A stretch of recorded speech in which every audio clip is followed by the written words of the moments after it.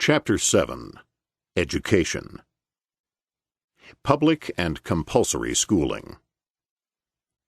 Until the last few years, there were few institutions in America that were held more sacred, especially by liberals, than the public school. Devotion to the public school had seized even those early Americans, such as Jeffersonians and Jacksonians, who were libertarian in most other respects. In recent years, the public school was supposed to be a crucial ingredient of democracy, the fount of brotherhood, and the enemy of elitism and separateness in American life.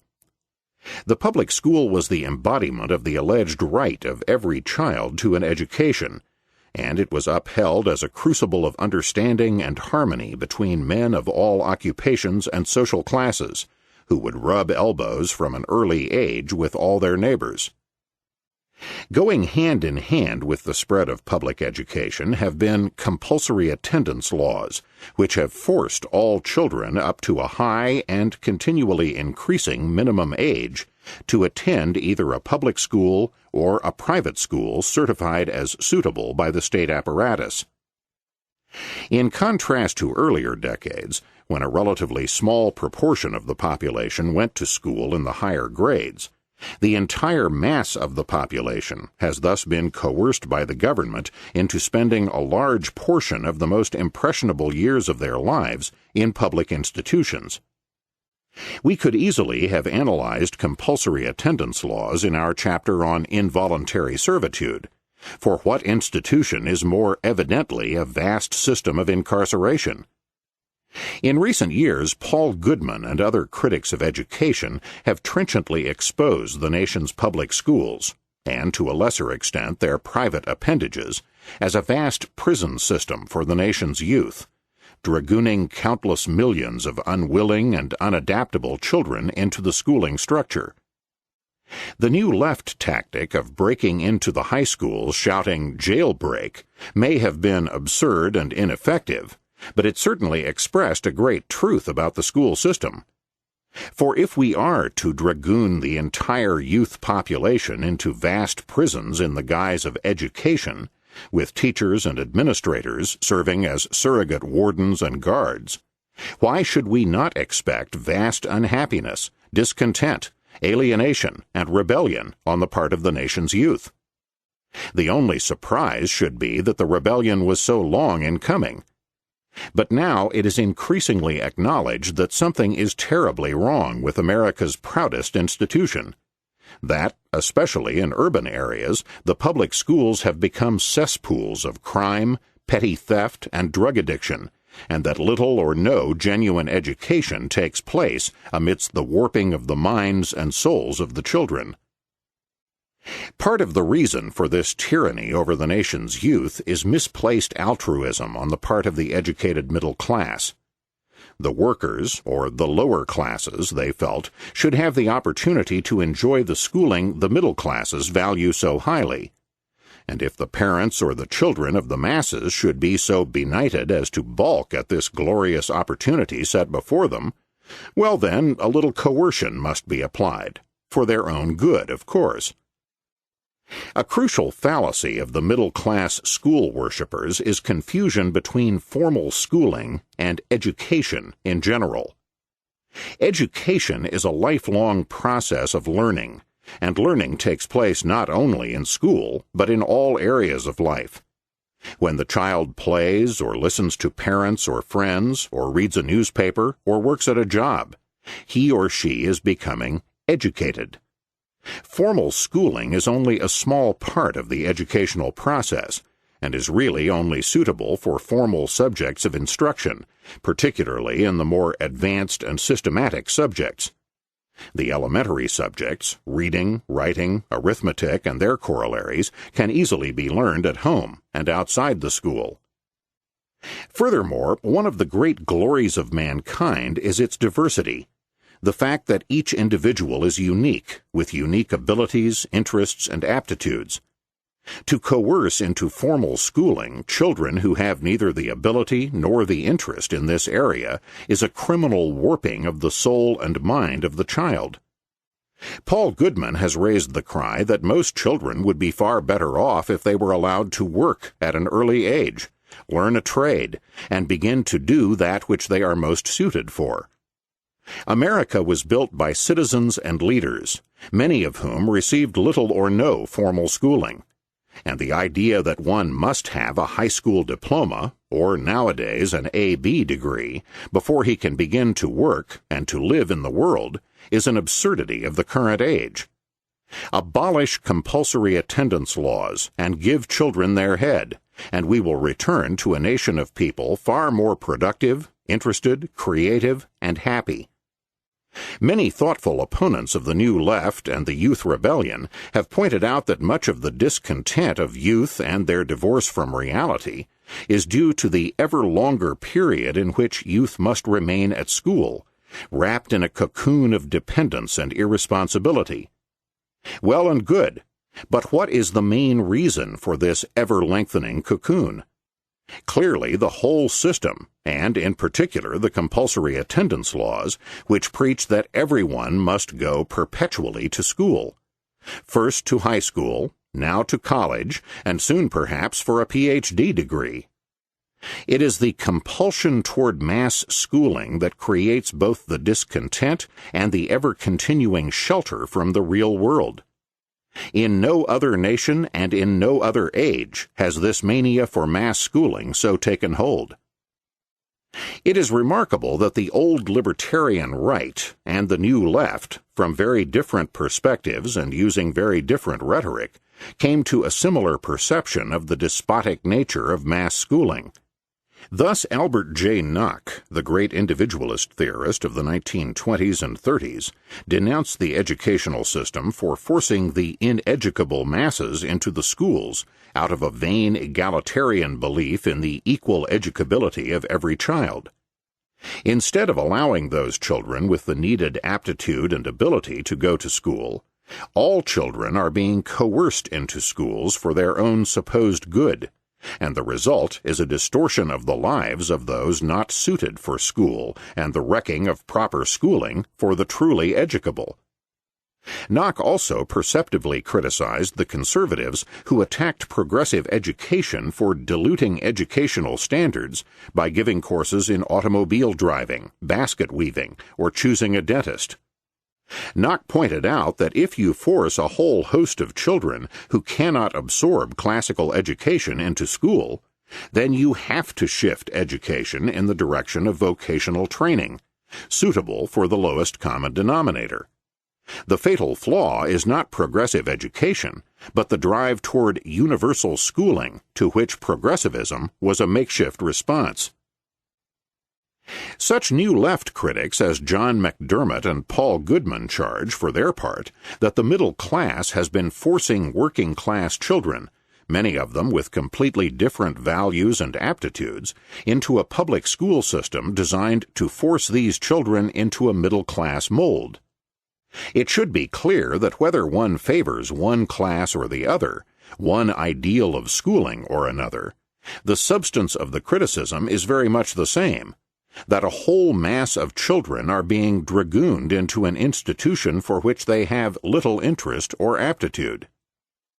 Indeed, if we look into the history of the drive for public schooling and compulsory attendance in this and other countries, we find at the root not so much misguided altruism as a conscious scheme to coerce the mass of the population into a mold desired by the establishment.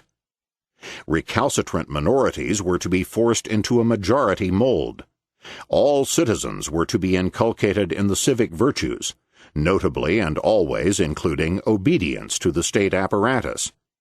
Indeed, if the mass of the populace is to be educated in government schools, how could these schools not become a mighty instrument for the inculcation of obedience to the state authorities?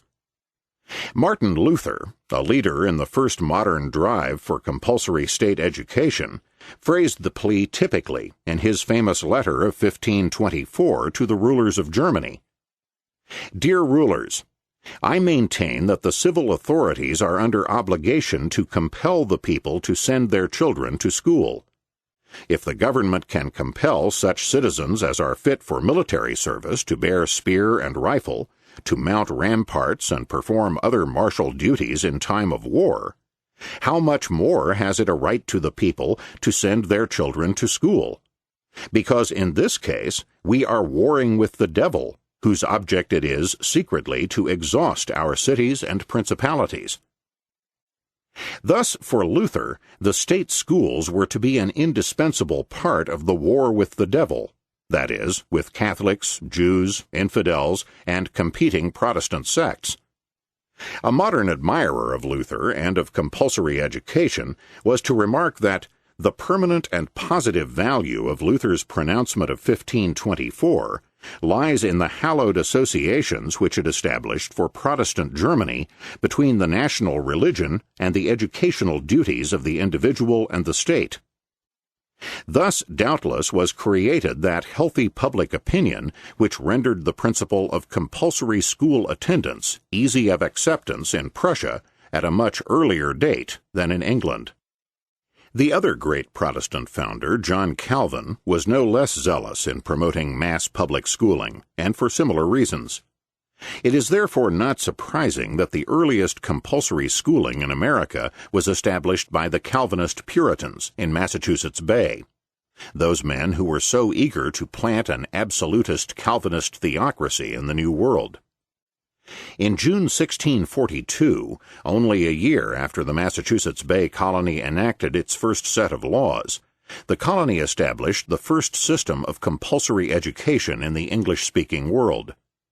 The law declared, "Forasmuch as the good education of children is of singular behoof and benefit to any commonwealth, and whereas many parents and masters are too indulgent and negligent of their duty of that kind, it is ordered that the selectmen of every town shall have a vigilant eye over their neighbors, to see first that none of them shall suffer so much barbarism in any of their families as not to endeavor to teach, by themselves or others, their children and apprentices."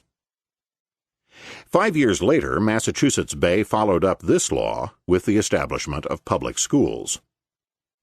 Thus, from the beginning of American history, the desire to mold, instruct, and render obedient the mass of the population was the major impetus behind the drive toward public schooling.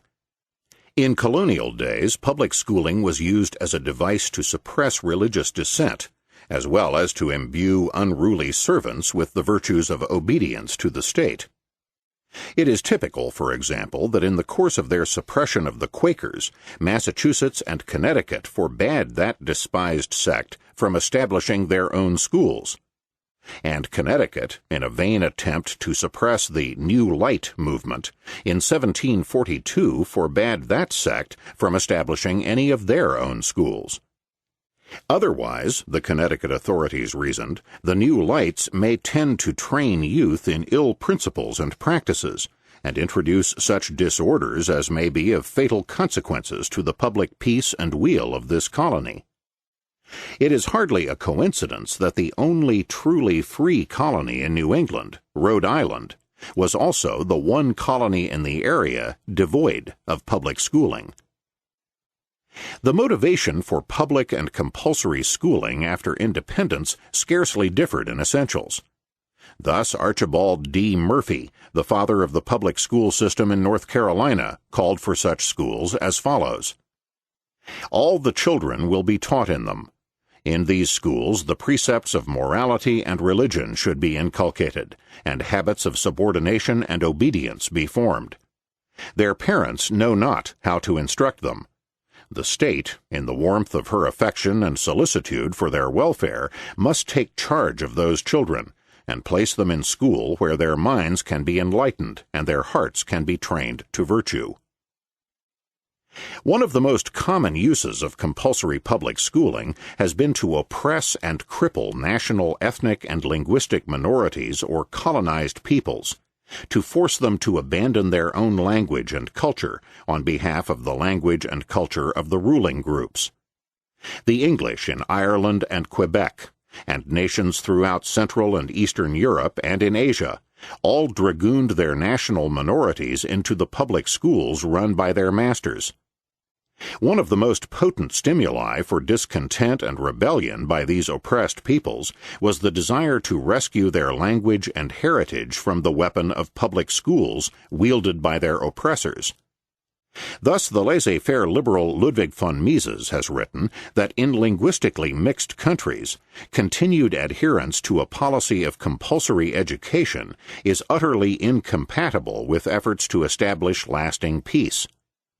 The question of which language is to be made the basis of instruction assumes crucial importance. A decision one way or the other can, over the years, determine the nationality of a whole area. The school can alienate children from the nationality to which their parents belong and can be used as a means of oppressing whole nationalities. Whoever controls the schools has the power to injure other nationalities and to benefit his own. Furthermore, Mises points out, the coercion inherent in rule by one nationality makes it impossible to solve the problem by formally allowing each parent to send his child to a school using a language of his own nationality.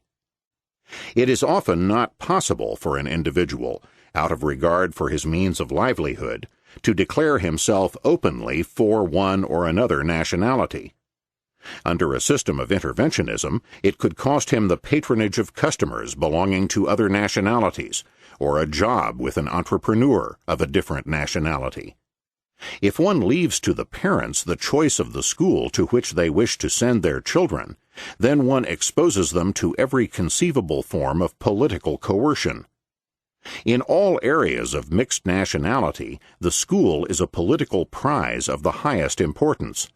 It cannot be deprived of its political character so long as it remains a public and compulsory institution.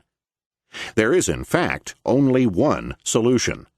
The state, the government, the laws must not in any way concern themselves with schooling or education. Public funds must not be used for such purposes. The rearing and instruction of youth must be left entirely to parents and to private associations and institutions. In fact, one of the major motivations of the legion of mid-19th century American educational reformers who established the modern public school system was precisely to use it to cripple the cultural and linguistic life of the waves of immigrants into America, and to mold them, as educational reformer Samuel Lewis stated, into one people.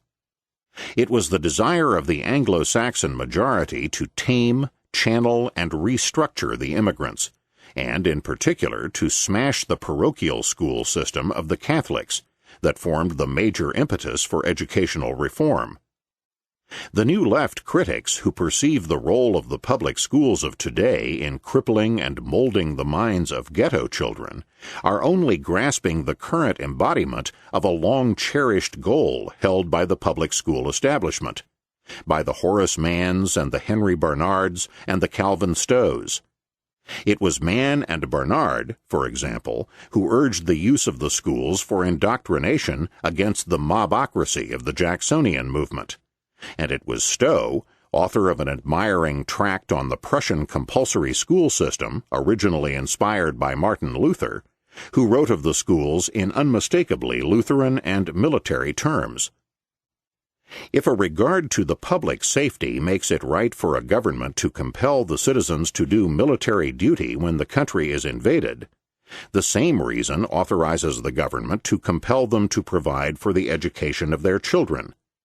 A man has no more right to endanger the state by throwing upon it a family of ignorant and vicious children than he has to give admission to the spies of an invading army.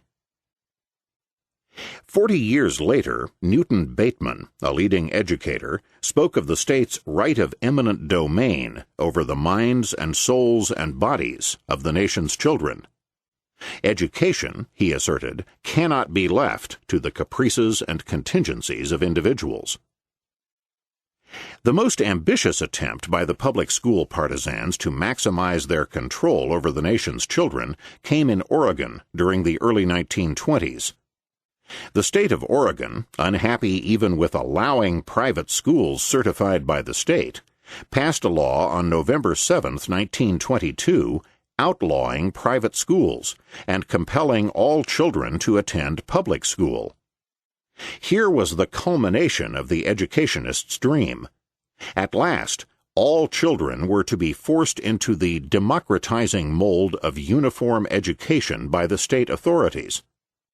The law, happily, was declared unconstitutional by the Supreme Court of the United States in 1925, Pierce v. Society of Sisters, June 1, 1925. The Supreme Court declared that the child is not the mere creature of the state, and asserted that the Oregon law clashed with the fundamental theory of liberty upon which all governments in this union repose. The public school fanatics never tried to go that far again, but it is instructive to realize what the forces were that attempted to outlaw all competing private education in the state of Oregon. For the spearheads of the law were not, as we might expect, liberal or progressive educators or intellectuals. The spearhead was the Ku Klux Klan, then strong in the northern states, which was eager to crush the Catholic parochial school system and to force all Catholic and immigrant children into the neo-Protestantizing and Americanizing force of the public school. The Klan, it is interesting to note, opined that such a law was necessary for the preservation of free institutions. It is well to ponder that the much-vaunted progressive and democratic public school system had its most ardent supporters in the most bigoted byways of American life, among people anxious to stamp out diversity and variety in America. Uniformity or diversity. While current educationists do not go as far as the Ku Klux Klan, it is important to realize that the very nature of the public school requires the imposition of uniformity and the stamping out of diversity and individuality in education. For it is in the nature of any governmental bureaucracy to live by a set of rules, and to impose those rules in a uniform and heavy-handed manner. If it did not do so, and the bureaucrat were to decide individual cases ad hoc, he would then be accused, and properly so, of not treating each taxpayer and citizen in an equal and uniform manner. He would be accused of discrimination and of fostering special privilege. Furthermore, it is administratively more convenient for the bureaucrat to establish uniform rules throughout his jurisdiction. In contrast to the private profit-making business, the government bureaucrat is neither interested in efficiency nor in serving his customers to the best of his ability. Having no need to make profits and sheltered from the possibility of suffering losses, the bureaucrat can and does disregard the desires and demands of his consumer customers. His major interest is in not making waves, and this he accomplishes by even-handedly applying a uniform set of rules, regardless of how inapplicable they may be in any given case. The public school bureaucrat, for his part, is faced with a host of crucial and controversial decisions in deciding on the pattern of formal schooling in his area. He must decide, should schooling be traditional or progressive, free enterprise or socialistic, competitive or egalitarian, liberal arts or vocational, segregated or integrated, sex education or not, religious or secular, or various shades between these poles. The point is that whatever he decides, and even if he decides according to the wishes of the majority of the public, there will always be a substantial number of parents and children who will be totally deprived of the kind of education they desire. If the decision is for traditional discipline in the schools, then the more progressive-minded parents lose out, and vice versa. And the same is true for all the other critical decisions. The more that education becomes public, the more will parents and children be deprived of the education they feel they need. The more that education becomes public, the more will heavy-handed uniformity stamp out the needs and desires of individuals and minorities. Consequently, the greater the sphere of public as opposed to private education, the greater the scope and intensity of conflict in social life. For if one agency is going to make the decision, sex education or no, traditional or progressive, integrated or segregated, etc., then it becomes particularly important to gain control of the government and to prevent one's adversaries from taking power themselves. Hence, in education, as well as in all other activities, the more that government decisions replace private decision-making, the more various groups will be at each other's throats in a desperate race to see to it that the one and only decision in each vital area goes its own way. Contrast the deprivation and intense social conflict inherent in government decision-making with the state of affairs on the free market. If education were strictly private, then each and every group of parents could and would patronize its own kind of school. A host of diverse schools would spring up to meet the varied structure of educational demands by parents and children. Some schools would be traditional, others progressive. Schools would range through the full traditional progressive scale. Some schools would experiment with egalitarian and gradeless education. Others would stress the rigorous learning of subjects and competitive grading. Some schools would be secular. Others would emphasize various religious creeds. Some schools would be libertarian and stress the virtues of free enterprise. Others would preach various kinds of socialism. Let us consider, for example, the structure of the magazine or book publishing industry today, remembering, too, that magazines and books are themselves an extremely important form of education. The magazine market, being roughly free, contains all manner of magazines to suit a wide variety of tastes and demands by consumers. There are nationwide all-purpose magazines. There are liberal, conservative, and all manner of ideological journals. There are specialized scholarly publications, and there are a myriad of magazines devoted to special interests and hobbies, like bridge, chess, hi-fi, etc. A similar structure appears in the free book market. There are wide circulation books, books appealing to specialized markets, books of all ideological persuasions. Abolish public schools, and the free, varied, and diverse magazine and book markets would be paralleled by a similar kind of school market. In contrast, if there were only one magazine for each city or state, think of the battles and conflicts that would rage. Should the magazine be conservative, liberal, or socialist? How much space should it devote to fiction or bridge, etc.? The pressures and conflicts would be intense, and no resolution would be satisfactory, for any decision would deprive countless numbers of people of what they want and require. What the libertarian is calling for, then, is not as outré as it might at first appear. What he is calling for is a school system as free and varied as most other educational media are today.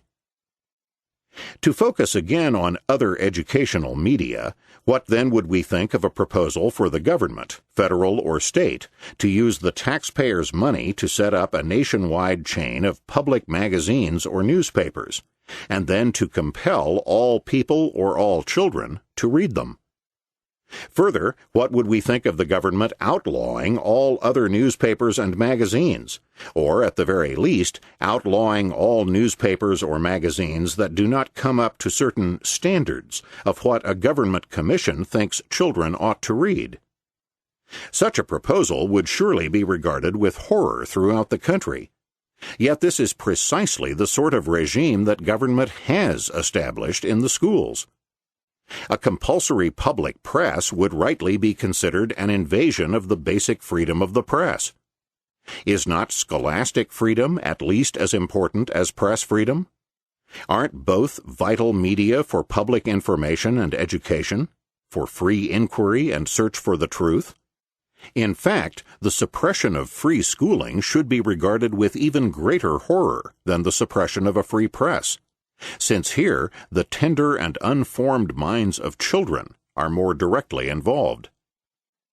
It is intriguing that at least some public school advocates have recognized the analogy between schooling and the press and have pursued their logic to the latter area.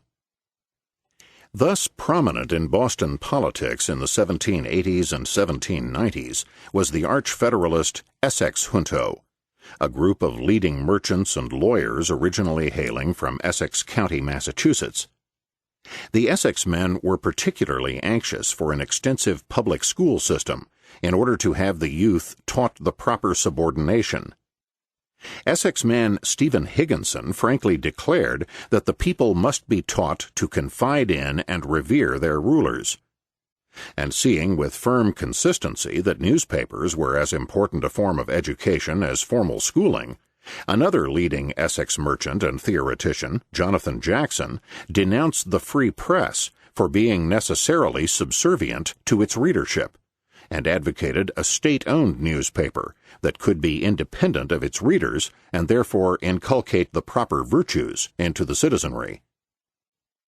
Professor E.G. West has also offered an instructive analogy between the provision of schooling and of food, surely an industry of at least an equal importance for children as well as adults. West writes, "Protection of a child against starvation or malnutrition is presumably just as important as protection against ignorance. It is difficult to envisage, however, that any government, in its anxiety to see that children have minimum standards of food and clothing, would pass laws for compulsory and universal eating, or that it should entertain measures which lead to increased taxes or rates in order to provide children's food free at local authority kitchens or shops.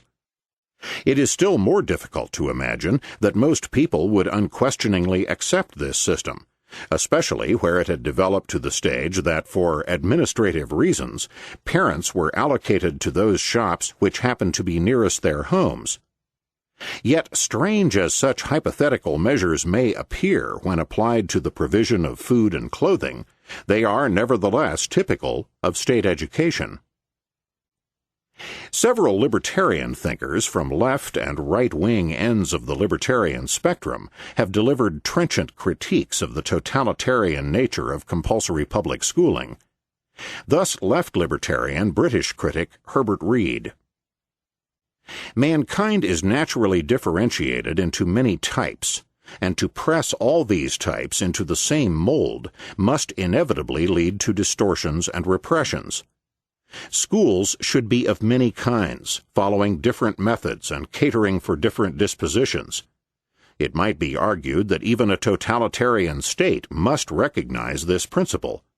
But the truth is that differentiation is an organic process, the spontaneous and roving associations of individuals for particular purposes. The whole structure of education as the natural process we have envisaged falls to pieces if we attempt to make that structure artificial." And the great late 19th century individualist English philosopher Herbert Spencer asked, "For what is meant by saying that a government ought to educate the people? Why should they be educated? What is the education for? Clearly, to fit the people for social life, to make them good citizens? And who is to say what are good citizens? The government. There is no other judge. And who is to say how these good citizens may be made? The government. There is no other judge. Hence the proposition is convertible into this: a government ought to mold children into good citizens. It must first form for itself a definite conception of a pattern citizen, and having done this, must elaborate such system of discipline as seems best calculated to produce citizens after that pattern. This system of discipline it is bound to enforce to the uttermost, for if it does otherwise, it allows men to become different from what in its judgment they should become, and therefore fails in that duty it is charged to fulfill." And the 20th century American individualist writer Isabel Patterson declared, "Educational texts are necessarily selective in subject matter, language, and point of view. Where teaching is conducted by private schools, there will be a considerable variation in different schools. The parents must judge what they want their children taught by the curriculum offered. Nowhere will there be any inducement to teach the supremacy of the state as a compulsory philosophy. But every politically controlled educational system will inculcate the doctrine of state supremacy sooner or later, whether as the divine right of kings or the will of the people in democracy. Once that doctrine has been accepted, it becomes an almost superhuman task to break the stranglehold of the political power over the life of the citizen. It has had his body, property, and mind in its clutches from infancy. An octopus would sooner release its prey. A tax-supported compulsory educational system is the complete model of the totalitarian state. As E.G. West indicated, bureaucratic convenience has invariably led the states to prescribe geographical public school districts, to place one school in each district, and then to force each public school child to attend school in the district closest to his residence. While in a free private school market, most children would undoubtedly attend schools near their homes, the present system compels a monopoly of one school per district, and thereby coerces uniformity throughout each area. Children who, for whatever reason, would prefer to attend a school in another district are prohibited from doing so. The result is enforced geographic homogeneity, and it also means that the character of each school is completely dependent on its residential neighborhood. It is then inevitable that public schools, instead of being totally uniform, will be uniform within each district, and the composition of pupils, the financing of each school, and the quality of education will come to depend upon the values, the wealth, and the tax base of each geographical area. The fact that wealthy school districts will have costlier and higher quality teaching, higher teaching salaries, and better working conditions than the poorer districts then becomes inevitable. Teachers will regard the better schools as the superior teaching posts, and the better teachers will gravitate to the better school districts, while the poorer ones must remain in the lower income areas. Hence, the operation of district public schools inevitably results in the negation of the very egalitarian goal which is supposed to be a major aim of the public school system in the first place. Moreover, if the residential areas are racially segregated, as they often tend to be, the result of a compulsory geographical monopoly is the compulsory racial segregation of the public schools. Those parents who prefer integrated schooling have to come up against the geographical monopoly system. Furthermore, just as some wag has said that nowadays whatever isn't prohibited is compulsory, the recent tendency of the public school bureaucrats has not been to institute voluntary busing of children to widen parental discretion, but to swing in the opposite direction and institute compulsory busing and compulsory racial integration of the schools, often resulting in a grotesque transfer of children far from their homes. Once again, the typical government pattern, either compulsory segregation or compulsory integration. The voluntary way, leaving the decisions up to the individual parents involved, cuts across the grain of any state bureaucracy. It is curious that recent movements for local parental control of public education have sometimes been called extreme right-wing, and at other times extreme left-wing, when the libertarian motivation has been precisely the same in either case. Thus, when parents have opposed the compulsory busing of their children to distant schools, the educational establishment has condemned these movements as bigoted and right-wing. But when, similarly, Negro parents, as in the case of Ocean Hill-Brownsville in New York City, have demanded local parental control of the school system, this drive in its turn has been condemned as extreme left-wing and nihilistic. The most curious part of the affair is that the parents in both cases have failed to recognize their common desire for local parental control, and have themselves condemned the bigots or militants in the other group. Tragically, neither the local white nor black groups have recognized their common cause against the educational establishment, against dictatorial control of their children's education by an educational bureaucracy which is trying to ram down their throats a form of schooling which it believes must be imposed upon the recalcitrant masses.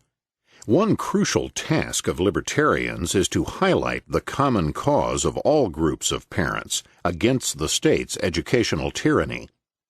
Of course, it must also be pointed out that parents can never get the state off their educational backs until the public school system is totally abolished and schooling becomes free once more. The geographical nature of the public school system has also led to a coerced pattern of residential segregation in income and consequently in race throughout the country, and particularly in the suburbs. As everyone knows, the United States since World War II has seen an expansion of population, not in the inner central cities, but in the surrounding suburban areas. As new and younger families have moved to the suburbs, by far the largest and growing burden of local budgets has been to pay for the public schools, which have to accommodate a young population with a relatively high proportion of children per capita.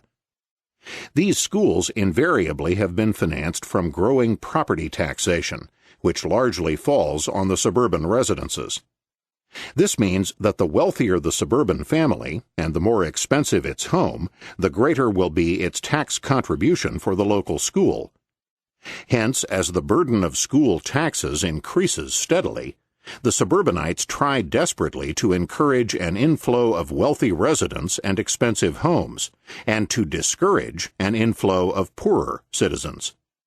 There is, in short, a break-even point of the price of a house beyond which a new family in a new house will more than pay for its children's education in its property taxes. Families in homes below that cost level will not pay enough in property taxes to finance their children's education, and hence will throw a greater tax burden on the existing population of the suburb. Realizing this, suburbs have generally adopted rigorous zoning laws which prohibit the erection of housing below a minimum cost level, and thereby freeze out any inflow of poorer citizens. Since the proportion of Negro poor is far greater than white poor, this effectively also bars Negroes from joining the move to the suburbs. And since in recent years there has been an increasing shift of jobs and industry from the central city to the suburbs as well, the result is an increasing pressure of unemployment on the Negroes, a pressure which is bound to intensify as the job shift accelerates. The abolition of the public schools, and therefore of the school burden property tax linkage, would go a long way toward removing zoning restrictions and ending the suburb as an upper-middle-class white preserve. Burdens and subsidies. The very existence of the public school system, furthermore, involves a complex network of coerced levies and subsidies, all of which are difficult to justify on any ethical grounds whatever. In the first place, public schools force those parents who wish to send their children to private schools to shoulder a double burden. They are coerced into subsidizing public school children, and they also have to pay for their own children's education. Only the evident breakdown of public education in the large cities has maintained a flourishing private school system there. In higher education, where the breakdown has not been as stark, private colleges are rapidly being put out of business by the competition from tax-subsidized free tuition and tax-financed higher salaries. Similarly, since public schools must constitutionally be secular, this means that religious parents must be forced to subsidize the secular public schools. While separation of church and state is a noble principle, and a subset of the libertarian principle of separating everything from the state, it is surely going too far in the other direction to force the religious to subsidize the non-religious through state coercion. The existence of the public school also means that unmarried and childless couples are coerced into subsidizing families with children. What is the ethical principle here?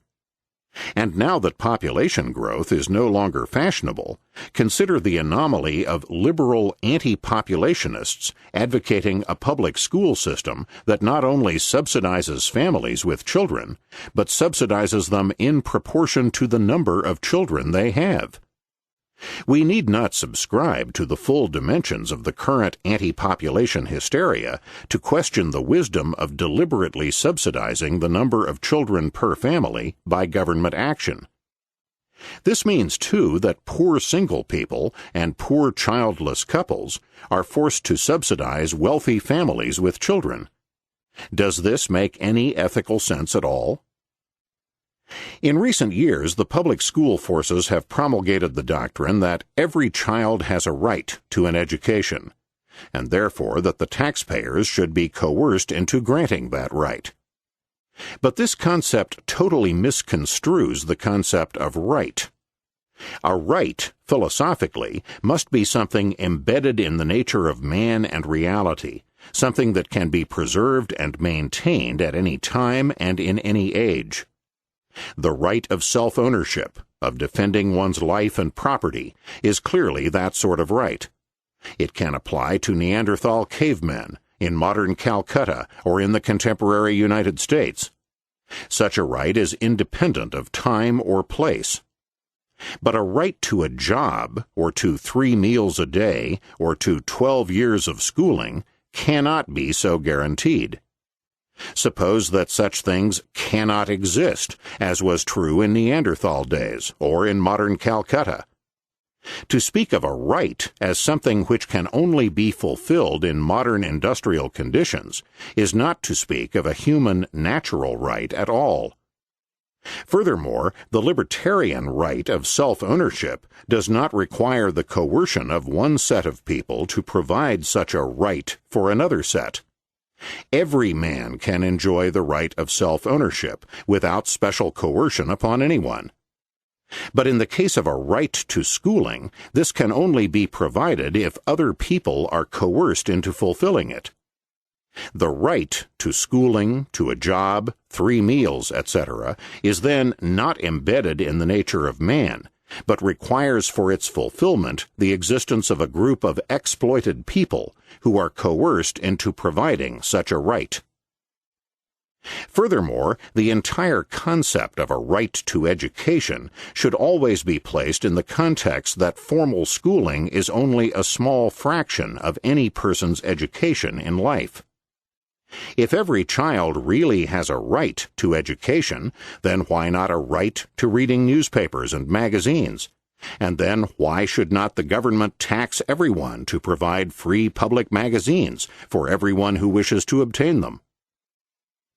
Professor Milton Friedman, an economist at the University of Chicago, has performed an important service in separating out money sums from various aspects of government subsidy, in education as well as in other areas. While Friedman unfortunately accepts the view that every child should have his schooling provided by the taxpayers, he points out the non sequitur in using this as an argument for public schools. It is quite feasible for the taxpayer to subsidize every child's education without having any public schools whatsoever. In Friedman's now famous voucher plan, the government would give to every parent a voucher, entitling him to pay a certain amount of tuition for each child in any school of the parent's choice. The voucher plan would continue the tax-financed provision of education for every child, yet enable the abolition of the vast, monopolistic, inefficient, dictatorial public school bureaucracy. The parent could then send his child to any sort of private school that he wished, and the range of choice for every parent and child would then be maximized. The child could then go to any type of school, progressive or traditional, religious or secular, free enterprise or socialistic, the parent desired. The monetary subsidy would then be totally separated from the government's actual provision of schooling through a public school system. While the Friedman plan would be a great improvement over the present system in permitting a wider range of parental choice and enabling the abolition of the public school system, The libertarian finds many grave problems yet remaining. In the first place, the immorality of coerced subsidy for schooling would still continue in force. Secondly, it is inevitable that the power to subsidize brings with it the power to regulate and control. The government is not about to hand out vouchers for any kind of schooling whatever. Clearly, then, the government would only pay vouchers for private schools certified as fitting and proper by the state, which means detailed control of the private schools by the government, control over their curriculum, methods, form of financing, etc. The power of the state over private schools, through its power to certify or not to certify for vouchers, will be even greater than it is now. Since the Oregon case, the public school advocates have never gone so far as to abolish private schools, but these schools remain regulated and confined in numerous ways. Each state, for example, provides that every child must be educated in schools it certifies, which again coerces the schools into a curricular mold desired by the government. In order to qualify as certified private schools, all sorts of pointless and costly regulations have to be fulfilled by the school as well as by the teacher, who must often take a host of meaningless education courses in order to be deemed qualified to teach. Many fine private schools are now operating technically illegally because they refuse to conform to the often stultifying government requirements.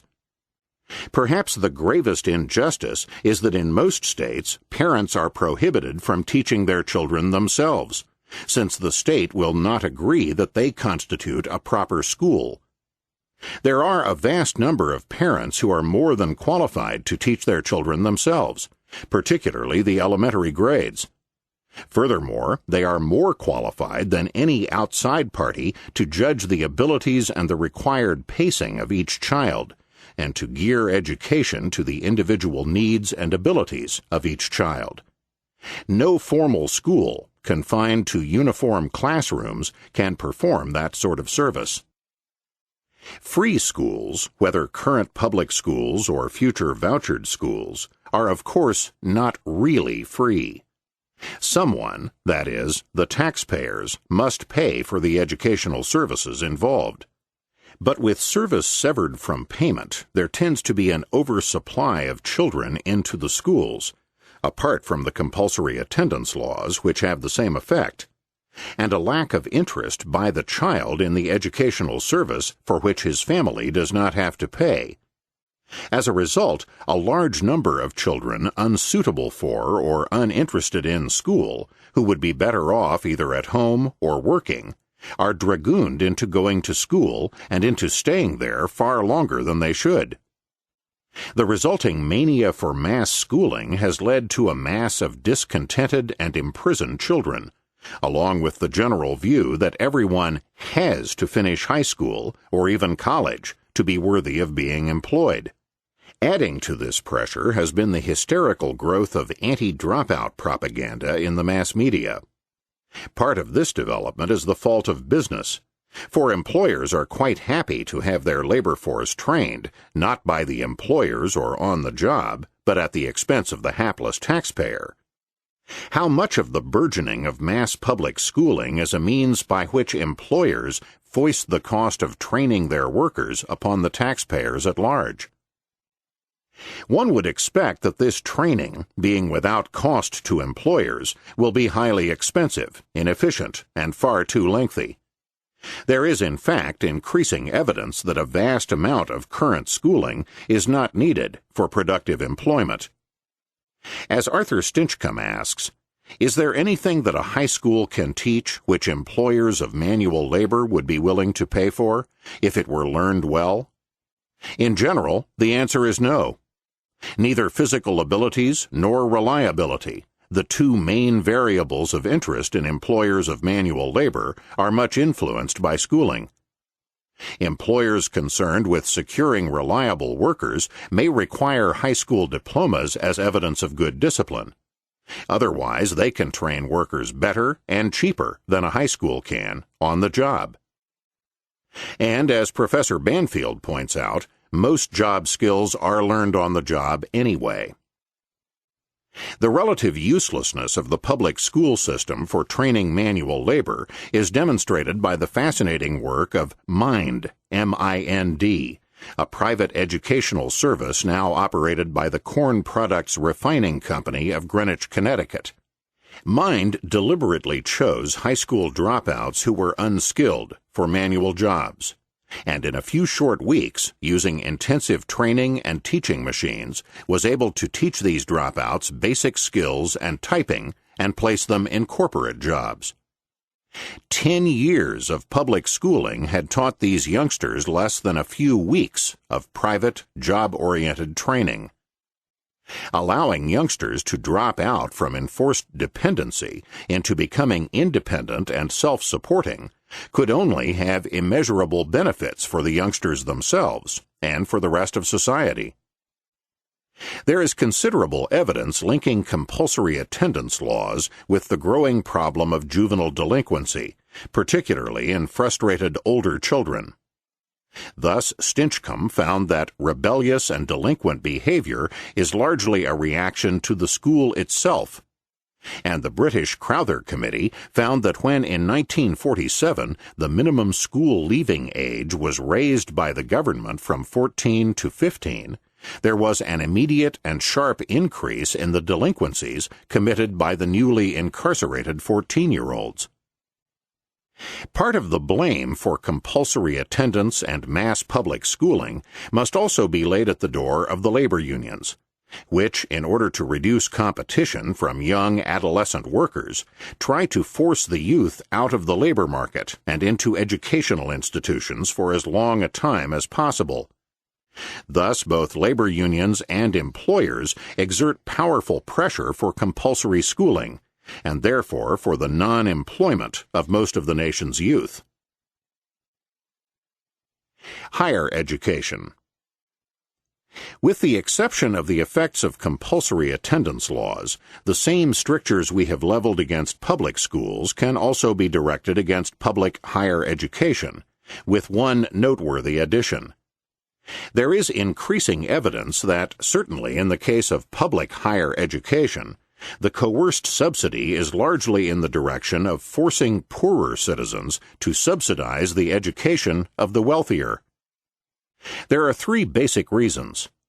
The tax structure for schools is not particularly progressive, that is, does not tax the wealthier in greater proportion. The kids going to college generally have wealthier parents than the kids who do not. And the kids going to college will, as a result, acquire a higher lifetime working income than those who do not go. Hence, a net redistribution of income from the poorer to the richer via the public college. Where is the ethical justification here? Professors Weisbrod and Hansen have already demonstrated this redistribution effect in their studies of public higher education in Wisconsin and California. They found, for example, that the average family income of Wisconsinites without children in Wisconsin state universities was $6,500 in 1964-1965, while the average family income of families with children at the University of Wisconsin was $9,700. In California, the respective figures were $7,900 and $12,000. And the subsidy disparity was even greater because the tax structure was much less progressive in the latter state. Douglas Wyndham found a similar redistribution effect from poorer to wealthier in the state of Florida. Hansen and Weisbrod concluded from their California study, on the whole, the effect of these subsidies is to promote greater rather than less inequality among people of various social and economic backgrounds, by making available substantial subsidies that lower-income families are either not eligible for or cannot make use of because of other conditions and constraints associated with their income position. What we have found true in California, an exceedingly unequal distribution of subsidies provided through public higher education, quite probably is even more true for other states. No state has such an extensive system of local junior colleges as does California, and for this reason, no state has such a large percentage of its high school graduates going on to public higher education. As a result, we can be rather confident that California has a smaller percentage of its young people receiving a zero subsidy than do other states. Furthermore, the states, in addition to putting private colleges into financial jeopardy by their unfair tax-subsidized competition, enforce strict controls on private higher education through various regulations. Thus, in New York State, no one can establish any institution called a college or university unless he posts a $500,000 bond with the state of New York. Clearly, this severely discriminates against small, poorer educational institutions and effectively keeps them out of higher education. Also, the Regional Association of Colleges, through their power of accreditation, can effectively put any college that does not conform to establishment canons of curriculum or financing out of business. For example, these associations strictly refuse to accredit any college, no matter how excellent its instruction, that is proprietary or profit-making rather than trustee-governed. Since proprietary colleges, having a far greater incentive to be efficient and to serve the consumer, will tend to be more successful financially, this discrimination places another heavy economic burden on private higher education. In recent years, the successful Marjorie Webster Junior College in Washington, D.C. was almost put out of business by the refusal of its regional association to grant it accreditation. While one might say that the regional associations are private and not public, they work hand in hand with the federal government, which, for example, refuses to provide the usual scholarships or GI benefits to unaccredited colleges. Governmental discrimination against proprietary colleges and other institutions as well does not stop at accreditation and scholarships. The entire income tax structure discriminates against them even more severely. By exempting trustee-run organizations from income taxes and by levying heavy taxes on profit-making institutions, the federal and state governments cripple and repress what could be the most efficient and solvent form of private education. The libertarian solution to this inequity, of course, is not to place equal burdens on the trustee colleges, but to remove the tax burdens on the proprietary schools. The libertarian ethic is not to impose equal slavery on everyone, but to arrive at equal freedom. Trustee governance is, in general, a poor way to run any institution. In the first place, in contrast to profit-making firms, partnerships, or corporations, the trustee-run firm is not fully owned by anyone. The trustees cannot make profits from successful operation of the organization, so there is no incentive to be efficient, or to serve the firm's customers properly. As long as the college or other organization does not suffer excessive deficits, it can peg along at a low level of performance. Since the trustees cannot make profits by bettering their service to customers, they tend to be lax in their operations. Furthermore, they are hobbled in financial efficiency by the terms of their charters. For example, the trustees of a college are forbidden from saving their institution by converting part of the campus into a commercial enterprise, say a profit-making parking lot. The short-changing of the customers is aggravated in the case of current trustee colleges, where the students pay only a small fraction of the cost of their education, the major part being financed by subsidy or endowment. The usual market situation, where the producers sell the product and the consumers pay the full amount, is gone, and the disjunction between service and payment leads to an unsatisfactory state of affairs for everyone. The consumers, for example, feel that the managers are calling the tune. In contrast, as one libertarian remarked at the height of the student riots of the late 1960s, nobody sits in at Berlitz. Furthermore, the fact that the consumers are really the governments, foundations, or alumni who pay the largest share of the bill means that higher education inevitably gets skewed in the direction of their demands rather than toward the education of students. As Professors Buchanan and Devletoglu state, the interposition of the government between the universities and their student consumers has created a situation in which universities cannot meet demand and tap directly resources for satisfying student consumer preferences.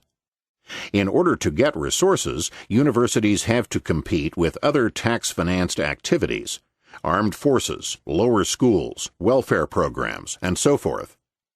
In the process, student consumer demand is neglected, and the resulting student unrest provides the ingredients for the chaos we observe. The mounting dependence on governmental financial support, as this has been translated into the institution of free tuition, may itself be one significant source of current unrest.